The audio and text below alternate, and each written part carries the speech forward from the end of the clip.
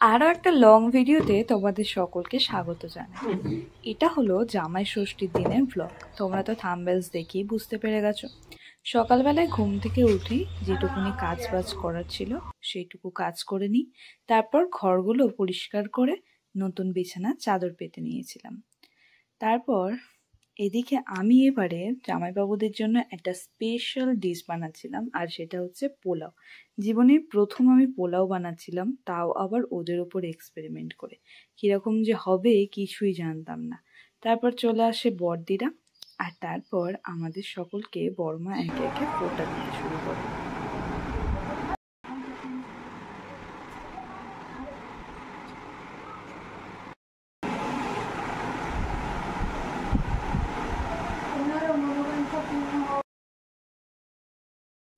তারপর আমরা অপেক্ষা করছিলাম যে কখন শেষ দিয়ে আর মিস দিয়ে আসবে, কিন্তু তখনও আমরা ফোন করে জানতে পারি যে ওরা এখনো মাঝ রাস্তায়। গাইজ, কি ব্যাপার গাইজ, এত লেট কেন? অবশেষে শেষ দিনে এসে গেছিল, আর আমি চলে গেছিলাম ওদের ব্যাগগুলো নেওয়ার জন্য, কারণ অনেক জিনিসপত্র নিয়ে আসে।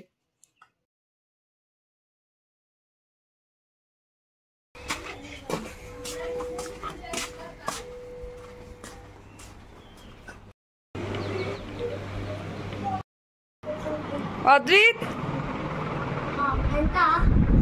Take it. ইয়েস, ওটা না নিলেও চলতো, খাবারটা খেলেই হবে।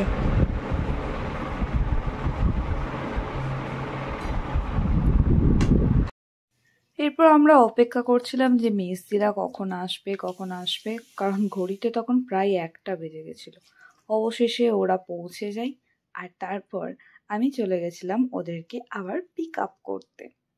তো দেখো কি অবস্থা আমাদের। আসলে প্রতি বছরই আমাদের এরকম লেট হয়, কেউ না কেউ একজন তো লেট করবি, আর এবারের লেটুরামটা ছিল মিস্ত্রি।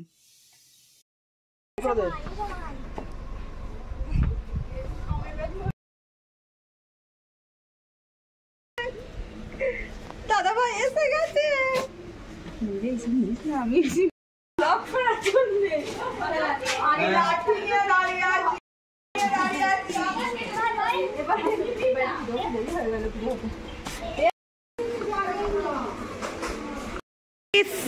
বউ কথা বউ হচ্ছে। এটা কি তোমার ছেলে না না জল খাওয়া। এরপর সর্দি আর আমি ওদের খাবারগুলো প্লেট রেডি করতে থাকি, আর এখানে ছিল চিড়ে, কলা, দই আর বিভিন্ন রকমের ফল আর মিষ্টি। তারপর শুরু হয়ে যায় আমাদের জামাই ষষ্ঠী পর্ব। তোমার বাইরে জিনিসগুলো আছে। অদ্রিত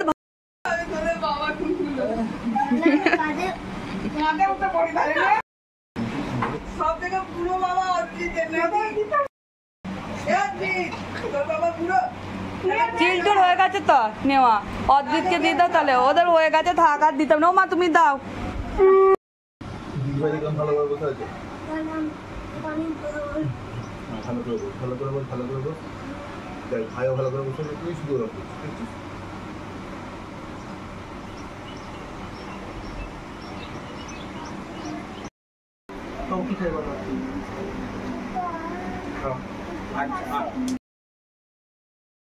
এরা ততক্ষণ খাওয়া দাওয়া করুক, চলো আমরা ঘুরে আসি দিদিরা কি করছে দেখে আসি।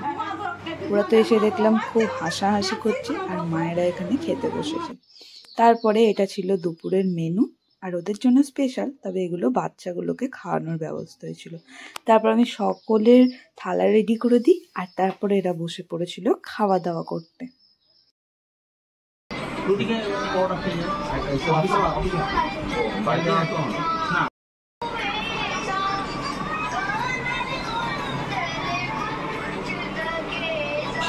বিকেলবেলায় মেজদিরা বাড়ি চলে যাচ্ছিল, আর ওদের সঙ্গে যাচ্ছিল শেষ দেওয়ার সর্দি, কারণ সুরজিৎদার একটা জামা ছোট হওয়ার কারণে ওটাকে চেঞ্জ করতে যাচ্ছিল, আর আমরা ওদের বাইরে পর্যন্ত এগিয়ে দিতে যাই।